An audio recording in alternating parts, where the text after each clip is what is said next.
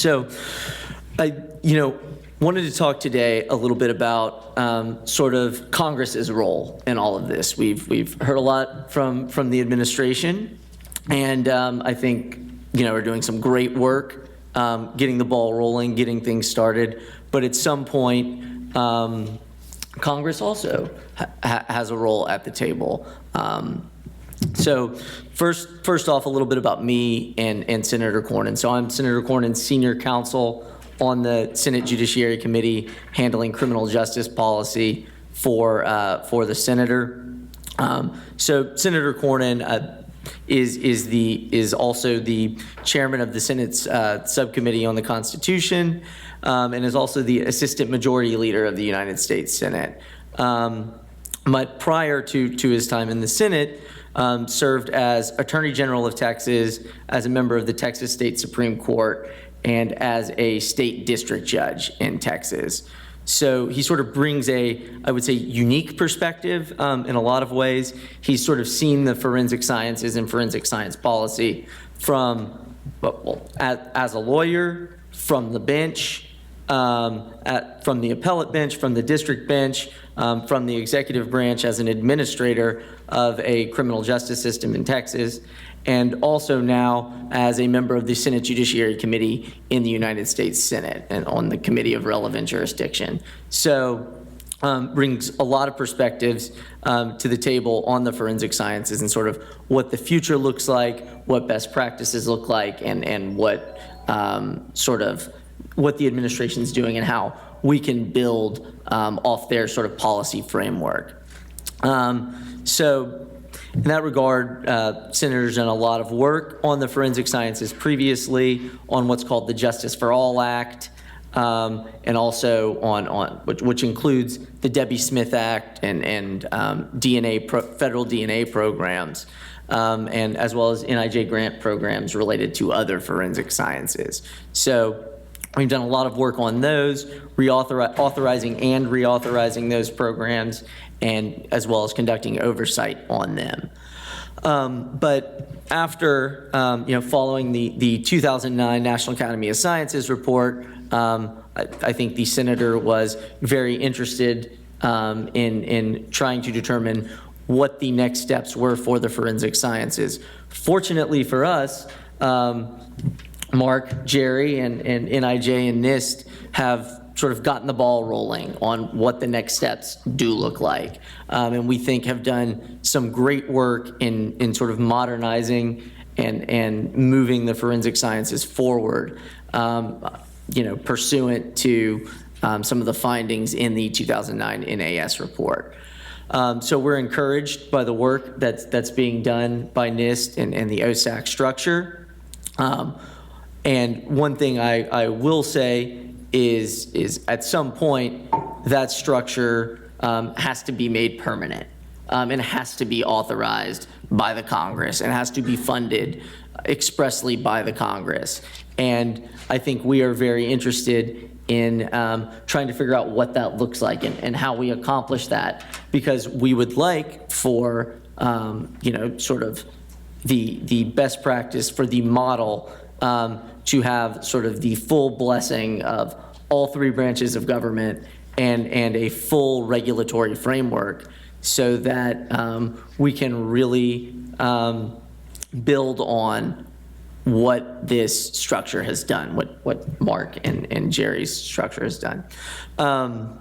So to that end, so what are we doing, right? We're not just talking. We do a lot of that because we're Congress, but Senator Cornyn and Senator Leahy, who was formerly the chairman of the Senate Judiciary Committee, now serves as the ranking member, so the #1 Democrat on the committee. Senator Cornyn is a Republican. I think everyone knows that, but if not, so we have a bipartisan effort, Senator Cornyn and Senator Leahy, to actually codify and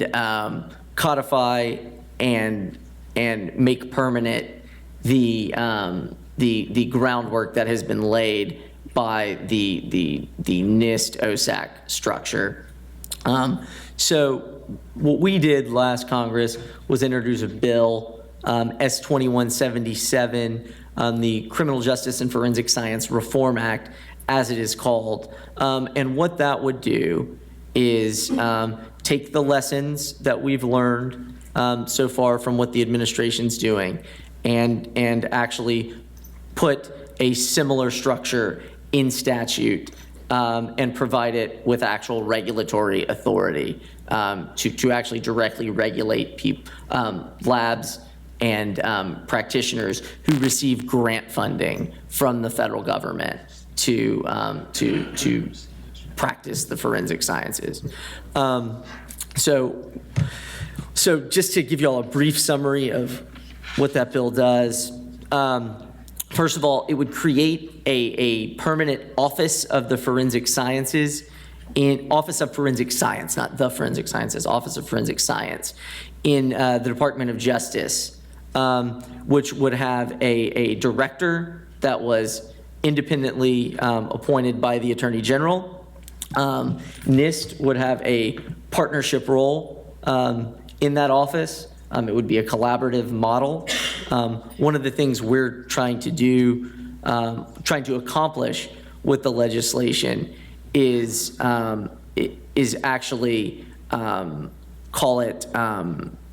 provide some clarity and some consolidation to the forensic sciences. I think one of the concerns, at least Senator Cornyn has had, is that there are too many missions in the forensic sciences in too many places, and that while lots of people in lots of different places are doing great work, that what we end up being left with is currently a model that is that can be confusing to practitioners and just inefficient.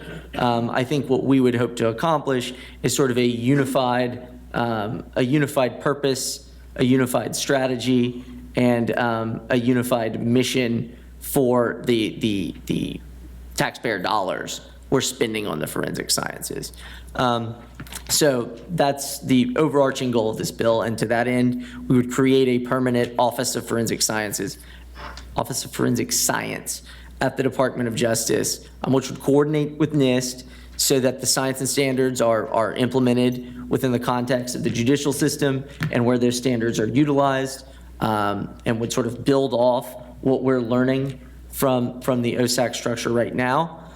That office would have what we call a forensic science board, which would be made up of both scientists, practitioners, and that would actually have authority to issue regulations and penalize grant funding for entities that don't comply with some of the standards for certification and accreditation that are promulgated by the Department of Justice office.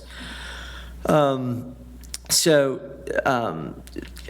to that end, the Forensic Science Board would administer a series of, very similar to the OSACs, what we actually call the committees in the bill. I don't think, there's magic words here, so I think we're open to figuring out a way to use the OSACs in the context of this office. The way the bill is currently set up, actually, the way the bill was set up last Congress, we would have actually had NIST administering what we called the committees, which look a lot like the OSACs, a panel of experts on each of the forensic sciences administered by NIST. And we would sort of adopt that framework in statute in the bill. So those committees would report up to the Forensic Science Board, which would vote on recommendations issued by the committees or OSACs or whatever we want to call them. And then the director of this new Office of Forensic Sciences would determine whether or not to accept recommendations approved by the board.